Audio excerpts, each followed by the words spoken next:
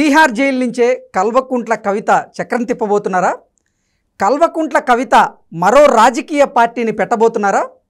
అందులో భాగంగానే తెలంగాణ జాగృతిని ప్రక్షాళన చేసేందుకు ప్రయత్నాలు చేస్తున్నారా అంటే అవుననే సమాధానం ఇస్తున్నారు కొంతమంది రాజకీయ విశ్లేషకులు. ఇక ఇదే అంశానికి సంబంధించి మనతో మాట్లాడేందుకు ప్రముఖ రాజకీయ విశ్లేషకులు, ప్రముఖ సీనియర్ జర్నలిస్ట్ సిఎస్ రావు గారు మనతో ఉన్నారు. సార్తో మాట్లాడదాం. Sir hi sir. Hello sir, Kalvakuntla Kavitha Tihar jail నుంచే చక్రం తిప్పబోతున్నారని, కల్వకుంట్ల కవిత ఒక రాజకీయ పార్టీని ప్రారంభించబోతున్నారని, అందులో భాగంగానే తెలంగాణ జాగృతిని ప్రక్షాళన చేసేలాగా ఆవిడ అడుగులు వేయబోతున్నారు అంటూ కూడా ఒక వార్త ఇప్పుడు సోషల్ మీడియాలో చక్కర్లు కొడుతూ ఉంది. ఏంటి సార్, ఆ వార్తలో వాస్తవం ఉందా? కల్వకుంట్ల కవిత గారు నిజంగా మరో రాజకీయ పార్టీని పెట్టబోతున్నారా అంటే ఏం చెప్తారు? ఒకటి ఏంటంటే, దీంట్లో అతిశయోక్తి లేదంటే ఇది విశ్లేషణకి అనువైనటువంటి సబ్జెక్ట్ అయినా, అసలు కవిత కొత్త పార్టీ పెట్టడం ఏంటి అనేది చాలామంది కొంచెం లైట్గా తీసుకోవచ్చు. ఏం పని లేదు లేదా ఇట్లాంటివి చెప్తుంటారని కూడా అనుకోవచ్చు. కానీ నాకున్నటువంటి సమాచారం ప్రకారం, అంటే నేను 26 years నుంచి జర్నలిజంలో ఉన్నాను, నాకున్నటువంటి సోర్స్ ప్రకారం నాతోటి ఒకళ్ళిద్దరు బీఆర్ఎస్ పార్టీలో ఉండేటువంటి కీలకమైనటువంటి వాళ్ళు, కల్వకుంట్ల ఫ్యామిలీ తోటి దగ్గరగా ఉండేటువంటి వాళ్ళు నాకు చెప్పినటువంటి సమాచారం ప్లస్ దానికి బలం చేకూరేలా నేను తాజాగా చేసినటువంటి ఇంటర్వ్యూ, కల్వకుంట్ల రమ్యారావుతో చేసినటువంటి ఇంటర్వ్యూ, ఇవి అన్నిటినీ క్రోడీకరించి నేను చూసినప్పుడు కవిత డెఫినెట్గా కొత్త పార్టీ పెట్టడానికి ప్లాన్ చేస్తున్నారు అనేటువంటి ఒక అనుమానం అయితే రాక తప్పల. ఎందుకనంటే బీఆర్ఎస్ పార్టీ మనుగడ కష్టం అనేది క్లియర్గా రాజకీయ చదరంగంలో కనిపిస్తూ ఉంది. దాంతోపాటుగా అసలు ఒకవేళ బీఆర్ఎస్ మనుగడ సాధించినప్పటికీ బీఆర్ఎస్లో ఇంకా ముఖ్యమంత్రి అభ్యర్థిగా ఉండేది కేటీఆర్ గారే, నాకు అవకాశం రాదు ముఖ్యమంత్రిగా అంటూ కవిత గారు భావించారని కూడా కొన్ని వార్తలు అయితే వచ్చాయి. కవిత భావించారు, ముఖ్యమంత్రి కావాలని ఆమెకు బలమైనటువంటి కోరిక ఉంది. బీజేపీ వాళ్ళతో అప్పట్లో టచ్లోకి వెళ్ళారు. ఆ తర్వాత అది బయటకు వచ్చింది ఆ విషయం కూడా. ఆ తర్వాత ఫామ్ హౌస్ కేసు బయటకు వచ్చింది. ఫామ్ హౌస్ కేసు బయటకు వచ్చిన సందర్భంగా ఆమె చెప్పారు, నా బీజేపీ వాళ్ళు నాకు కూడా ఫోన్ చేశారని. అంటే ఫోన్ చేశారు బీజేపీ పెద్దలని, అంటే అర్థం ఏంటి? నీ అనుమతి లేకుండా, ఆవిడ అనుమతి లేకుండా వాళ్ళు ఫోన్ చేస్తారా? ఏమాత్రం సంకేతాలు లేకుండా వాళ్ళు డైరెక్ట్గా ఫోన్ చేసి కవిత తోటి మాట్లాడే అవకాశం ఉందా? సీఎంని మార్చేద్దాం అని చెప్పి మాట్లాడే అవకాశం ఉందా? అంటే కవిత నుంచే కొంత సంకేతాలు పరోక్షంగానో ప్రత్యక్షంగానో వెళ్ళినట్టే కదా. ఇదే విషయాన్ని ధృవీకరిస్తూ రమ్యారావు చెప్పారు. ఓకే, డెఫినెట్గా టచ్లో ఉంది బీజేపీ వాళ్ళతోటి, అవసరమైతే ముఖ్యమంత్రి కావాలని ప్రయత్నం చేశారు కవిత అని చెప్పి ఆవిడ చెప్పారు. నా ఇంటర్వ్యూలో చెప్పారు. అంటే బీఆర్ఎస్తో సంబంధం లేకుండా సార్ కేసీఆర్ని దించుతామని చెప్పి ఒకనొక మూమెంట్లో 2023 ఎన్నికల ముందు చెప్పారు కదా బీజేపీ వాళ్ళు. అప్పుడు ఫామ్ హౌస్కి సంబంధించినటువంటి ఎమ్మెల్యేలను ట్రాప్ చేసి ఆ సందర్భంలో ఈవిడొచ్చి బీజేపీ వాళ్ళు నాకు కూడా టచ్లోకి వచ్చారని చెప్పారు కదా కవిత. అవును, అంటే టచ్లోకి రావడం అంటే డైరెక్ట్గా నేను అడగరు కదా, ప్రత్యక్షంగానో పరోక్షంగానో సంకేతాలు ఇస్తేనే కదా, లేకపోతే అయితే అడగరు కదా. ఢిల్లీ రాజకీయాలు చేస్తున్నారనేది అర్థమవుతుంది కదా, ఢిల్లీ లిక్కర్ స్కామ్ను బట్టి ఢిల్లీలో లాబింగ్ నడుపుతున్నట్టు అర్థమవుతుంది కదా. సో ఈ పరిణామాలన్నీ చూసిన తర్వాత బీఆర్ఎస్ పార్టీ నుంచి ముఖ్యమంత్రి కావాలని ప్రయత్నాలు అయితే కవిత చేశారు అనేది రమ్యారావు చెప్తున్నటువంటి మాటలు. ఇప్పుడు కాదు, అసలు అంతకుముందే ముఖ్యమంత్రి కావాలనేటువంటి ఒక బలమైనటువంటి కోరిక ఉండేది ఆవిడికి అనేది ఆవిడ చెప్తున్నారు. ఎందుకంటే వాళ్ళ ఫ్యామిలీ మెంబర్ కాబట్టి తెలుసు. సరే, దీంట్లో కుటుంబం సంబంధించి కేటీఆర్, హరీష్ రావు, తర్వాత సంతోష్ రావు వీళ్ళంతా ఒక ఏదో ప్లాన్స్లో ఉన్నారు, బట్ కవిత ఇంకో ప్లాన్లో ఉన్నారు అనేది ఇన్ఫర్మేషన్. సో ఆ ప్లాన్ ఏంటి అనుకుంటున్న సమయంలో పార్టీ పెట్టాలంటే, లేదంటే సీఎం కావాలన్నా డబ్బులు కావాలి.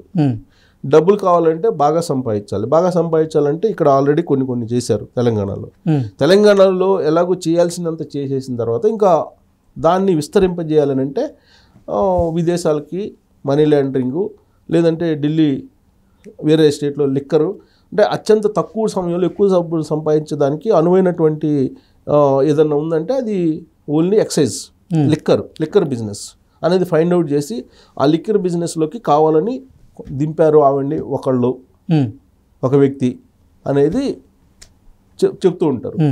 సో ఎందుకు ఆ విధంగా లిక్కర్ బిజినెస్లో దిగి డబ్బులు బాగా సంపాదించుకోవాలనుకున్నారు అని అంటే ముఖ్యమంత్రి కావడానికి. ముఖ్యమంత్రి కావాలంటే బీఆర్ఎస్ పార్టీలో ఉంటే అవుతారా? ప్రతి దసరాకి ప్రతి ఉగాదికి కాబోయే ముఖ్యమంత్రి కేటీఆర్ అంటూ అప్పట్లో యాడ్లు వేశారు, బొకేలు ఇచ్చారు, చాలా మంది అభినందనలు తెలిపిన రోజులు మనం చూసాం కదా. సీన్ కట్ చేస్తే అధికారం పోయింది, అది వేరే విషయం. మొన్నగానే గెలిచినట్టయితే డైరెక్ట్గా ఆయన సీఎం అయింది అనే ప్రచారం వచ్చింది. సార్ పార్టీ పోయింది, ఆయన ఇంకా రేస్లో పోయారు, రేస్లో నుంచి ఇప్పుడు లేరు. పార్టీ పరిస్థితి కూడా అంతంత మాత్రంగా ఉంది. పార్టీ మనుగడ ఉంటుందా ఉండదా అనేటువంటి చర్చ అయితే బలంగా నడుస్తుంది కదా. ఏ పార్టీలో విలీనం అవుతుందో తెలియట్లా. బీజేపీలో విలీనం, కాంగ్రెస్ పార్టీలో విలీనం అవుతుందా అనేది బాగా బలంగా నడుస్తుంది. దీనికి క్లారిటీ రావాలంటే లోక్సభ ఎన్నికలు అయిపోవాలి. లోక్సభ ఎన్నికలు అయిపోయిన తర్వాత దీనికి క్లారిటీ వచ్చే అవకాశం ఉంది. ఇదంతా కేసీఆర్ లేదంటే హరీష్ రావుకు సంబంధించిన వ్యవహారం. కానీ కవిత వేరే ఆలోచనలో ఉన్నారు అనేది ఇప్పుడు ఢిల్లీ వర్గాల నుంచి అందుతున్న సమాచారం. ఏంటంటే ఆల్రెడీ తీహార్ జైల్లో ఉంది ఆవిడ. వెల్కమ్ టు తీహార్ క్లబ్ అంటూ సుఖేష్ చంద్రశేఖర్ ఆల్రెడీ ఆయన లెటర్ రాశారు. ఇప్పుడు ఆల్రెడీ కేజ్రీవాల్ కూడా జైల్లోకి వెళ్ళారు. సిసోడియా జైల్లో ఉన్నారు. లిక్కర్ స్కామ్కి సంబంధించిన అందరూ జైల్లోనే ఉన్నారు. ఈ జైల్లో ఉన్నటువంటి వాళ్ళందరినీ ఒక చోట కూర్చోబెట్టి విచారించే అవకాశం ఉందని కూడా చెప్తూ ఉన్నారు. సరే ఏదైనా కానీ లిక్కర్ స్కామ్లో నేను లేను, నేను కడిగిన ముత్యం అని చెప్పి ఆవిడ చెప్తున్నారు. కడిగిన ముత్యం లాగా నేను బయటకు వస్తానని చెప్తున్నారు. ఒకవేళ కేసు కాదు, పొలిటికల్ ల్యాండరింగ్ కేసు అని చెప్పి ఆవిడ చెబుతున్నారు. ఇంకొక వైపు ఆవిడ తీహార్ జైలుకి వెళ్ళటానికి ముందే ఈ తెలంగాణ జాగృతి అనే దాన్ని కొంచెం ప్రక్షాళన చేయటం మొదలుపెట్టింది. కొన్ని కమిటీలు రద్దు చేయటం ఏదో చేశారు.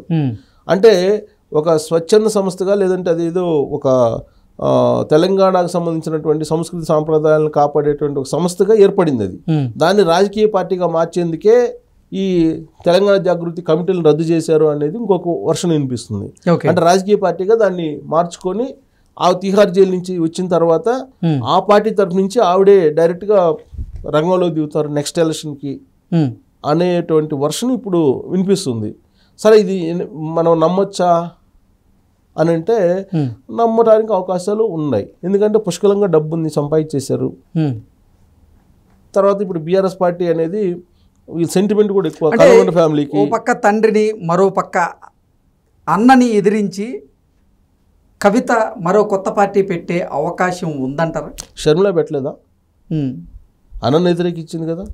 అంటే వాళ్ళ కుటుంబ సభ్యుల మధ్య విభేదాలు ఉన్నాయి, ఆస్తి గొడవలు ఉన్నాయి కాబట్టి వారు బయటకు వచ్చేసి పార్టీ పెట్టారు అంటూ కూడా గతంలో. ఇప్పుడు కల్వకుంట్ల ఫ్యామిలీలో గొడవలు లేవనుకుంటున్నావా?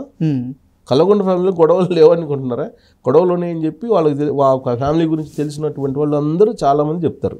ఓకే, వాళ్ళ మధ్య బయటికి కనపడినప్పటికీ ఇంటర్నల్గా చాలా ప్రచన్న యుద్ధం నడుస్తుంటుందని చెప్పి చాలామంది చెప్తుంటారు. సో ఇప్పుడు కవిత వచ్చి కొత్త పార్టీ పెట్టి ఒక జయలలిత లాగానో ఒక మమతా బెనర్జీ లాగానో లేదా శశికళ లాగైనా పోరాడతారు కదా. కనిమొళి ఆదర్శం అని చెప్పి ఆవిడికి కనిమొళి ఆదర్శం అని చెప్పి కనిమొళితోటి అప్పట్లోనే మాట్లాడేదంట. పార్లమెంట్లో ఉండగా కనిమొళితోటి బాగానే ర్యాపో ఉండేదంట. తీహార్ జైలుకి వెళ్ళి వచ్చింది కనిమొళి. సో ఇవన్నిటిని కూడా తీహార్ జైలుకి వెళ్ళడంలో ఆదర్శమా, స్కాములు చేయడంలో ఆదర్శమా, లేకపోతే లీడర్షిప్ క్వాలిటీస్లో ఆవిడని ఆదర్శంగా తీసుకున్నారా? మరి దేనికంటే అని చెప్తారు సార్? లీడర్షిప్ క్వాలిటీలో అనుకోవచ్చు. ఇప్పుడు కనిమొళి జైలుకి వెళ్ళి వచ్చిన తర్వాత రాజకీయాల్లో ఉంది కదా ఆవిడ, బాగానే ఉన్నారు కదా. కవిత అల్టిమేట్ గోల్ ఏంటి? సీఎం కావాలనేది ఆవిడ గోల్ అని చెప్పి ఆవిడ గురించి తెలిసినటువంటి వాళ్ళు, ఆవిడతో సన్నిహితంగా ఉండేటువంటి కొంతమంది చెప్పేటువంటి మాట. ఆ విషయాన్ని రమ్యారావు గారు కూడా చెప్పారు. Okay, so ultimate goal CM కావాలి. సీఎం కావాలంటే బీఆర్ఎస్ పార్టీ తరఫు నుంచి కాలేరు. ఎందుకంటే బీఆర్ఎస్ పార్టీ మనుగడే ప్రశ్నార్థకం. కేసీఆర్ అయిపోయింది. కేసీఆర్కి ఇంకా ఆల్మోస్ట్ ఆయన ఏజ్ బయట బార్ అయిపోయింది. ప్లస్ ఇంకా ఆయన యాక్టివ్ పాలిటిక్స్లో ఉంటారని చెప్పి బీఆర్ఎస్ వాళ్ళు కూడా అనుకోవట్లేదు. కేటీఆర్ హరీష్ ఏం చేస్తారో తెలియదు. అసలు బీఆర్ఎస్ పార్టీ ఏ పార్టీతో పొత్తు పెట్టుకుంటుందో విలీనం అవుతుందో తెలియదు. ఇలాంటి చర్చ నడుస్తుంది కదా, మనం చెప్పడం కదా, చర్చ నడుస్తుంది. అంటే పలు వివాదాల్లో ఉంది. ఇంకొకటి ఏంటంటే ఆధ్యాత్మిక కోణం నుంచి కనుక చూస్తే అసలు బీఆర్ఎస్ కలిసి రాదు, మళ్ళీ టీఆర్ఎస్ మార్చుకోవాలని చెప్పి కొంతమంది ఆధ్యాత్మికతలు చెప్తున్నారు. దానికి సంబంధించి ఏదో కేసీఆర్ మాట్లాడుకుంటున్నారు అనేది కూడా ఇంకోటి వినిపిస్తుంది. అసలు అవకాశం ఉందని కూడా వీళ్ళందరూ ఫోన్ ట్యాపింగ్ కానీ, కాళేశ్వరం కానీ, లేదంటే ఇతరత్ర అనేకమైనటువంటి ఫార్ములా రేస్ అని, ఫార్ములా 1 అదే చాలా ఉన్నాయి. వీటిలో వాళ్ళు జైలుకి పంపిస్తారేమో, జైలుకి వెళ్ళే అవకాశం ఉందని కూడా చర్చ జరుగుతుంది ఇప్పుడు. అసలు ఈ గందరగోళం ఎందుకు? ఆల్రెడీ తిహార్ జైల్లో ఉన్నారు కదా, తిహార్ జైలు నుంచి ఎప్పటికైనా బయటకు వస్తారు కదా, బయటకు రాకుండా అయితే ఉండరు కదా. సో బయటకు వచ్చిన తర్వాత ఈ లోపలనే తెలంగాణ జాగృతి తెలంగాణ పదం ఉంది కదా, తెలంగాణ పదం తీసేయబట్టే కదా బీఆర్ఎస్ పార్టీ పోయింది అనేది ఒక కాన్సెప్ట్ ఉంది. సో తెలంగాణ జాగృతి అనేదాన్ని ఒక పార్టీ కింద మార్చేసి తనే ముఖ్యమంత్రిగా పోటీ చేసి గెలవాలి అనేది ఆమె యొక్క లక్ష్యంగా ఆమె గురించి తెలిసినటువంటి వాళ్ళు చెప్పే మాట, మన విశ్లేషణ కాదు. సో ఆమెకు ఆ సత్తా ఉందా లేదంటే ఉంది, డబ్బులు ఉన్నాయి పుష్కలంగా, మంచి స్పీకరు, గట్స్ ఉన్నాయి, ఈవెన్ ఈడీ కేసులు కూడా ఫేస్ చేస్తున్నారు, తిహార్ జైల్లో కూడా ధైర్యంగా ఉన్నారు, మళ్ళీ కడిగిన ముత్యంలాగా వస్తానని చెప్తున్నారు. ఆమె అభివాదం కూడా మారింది, ఆమె అభివాదం చేసే తీరు కూడా మారింది మీరు అబ్జర్వ్ చేస్తే. అంటే అభివాదం చేసే తీరు కూడా ఇప్పుడు ఆమె జైల్లో నుంచి బయటకు వచ్చే లోపల పార్టీ జెండా అజెండా అన్నీ ఫిక్స్ కాబోతున్నాయి, ఇది త్వరలోనే చూడబోతున్నారు అనేది నేనైతే చెప్పగలను నాకున్నటువంటి